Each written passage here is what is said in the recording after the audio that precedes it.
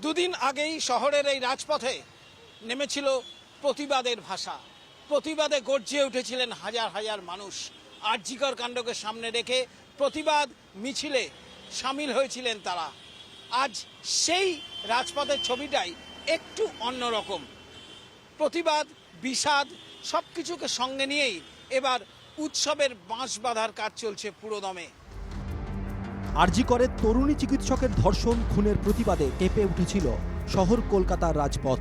আজ সেই পথেই আগমনীর আবাহন। শুরু হয়েছে মণ্ডপ তৈরির কাজ, পড়ছে রঙের প্রলেপ, থিমের সাজে সেজে উঠছে পুজো মণ্ডপ। দেবী বন্দনায় চিকিৎসকের মৃত্যুর বিচারের দাবি। পুজোর একটা নাম হচ্ছে দুর্গতি নাশিনী, অর্থাৎ দুর্ভোগকে, দুঃখকে যিনি নাশ করেন। তাই জন্য তো মায়ের পুজো করছি আমরা। সব থেকে আবার বলতে হবে, আরও ভালোভাবে বলতে গেলে নারী শক্তির পুজো করছি। এই অন্যায় কাজের যারা করছে তাদের মানে চরম থেকে চরমতম শাস্তি দিতে পারে। তাই জন্যই আমরা এই নারী শক্তির পুজো করছি, মা দুর্গার পুজো করছি, দেবী দুর্গার পুজো করছি। শহরের রাজপথে যেমন উৎসবের প্রস্তুতি, ঠিক তেমনই চূড়ান্ত ব্যস্ততা কুমোরপাড়াতেও। কুমোরটুলিতে এখন নাওয়া খাওয়া ভুলে মৃৎশিল্পীরা প্রতিমা তৈরিতে দিন রাত এক করছেন। আরজিকর কাণ্ডের প্রতিবাদে সামিল হয়েছিলেন কুমোরটুলির মৃৎশিল্পীরাও। প্রতিবাদ মিছিলে হেঁটেছিলেন তারাও। এমনকি জুনিয়র ডাক্তারদের অভয়া ক্লিনিক শুরুও হয়েছিল এই কুমোরটুলি থেকেই।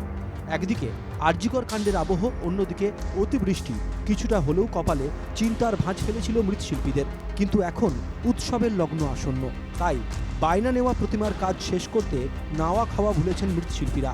সঙ্গে রয়েছে চিকিৎসকের মৃত্যুর বিচার পাওয়ার তাগিদও। কাজ বলতে গেলে যেভাবে বেশ কিছুদিন বৃষ্টি হওয়ার ফলে শিল্পীদের ঘরে অনেক কাজই পিছিয়ে পড়েছিল। এখন শেষ সময় মানে জাস্টিক করেও আমাদের অনেক কাস্টমাররা লাস্টের দিকে অর্ডার দিয়েছে, সেই মূর্তিগুলো এখন তৈরি হচ্ছে।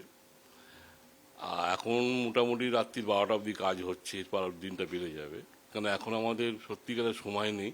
তা আমি চাইবো উৎসব, ওইভাবে তো বলতে পারবো না যে উৎসব হোক, একটা মা দুর্গার ইয়ে হয়ে যাওয়ার পর এইভাবে বলতে পারবো না। তবে পুজোর জায়গায় থাক, জাস্টিকের জায়গায় থাক, এবং যারা দোষী।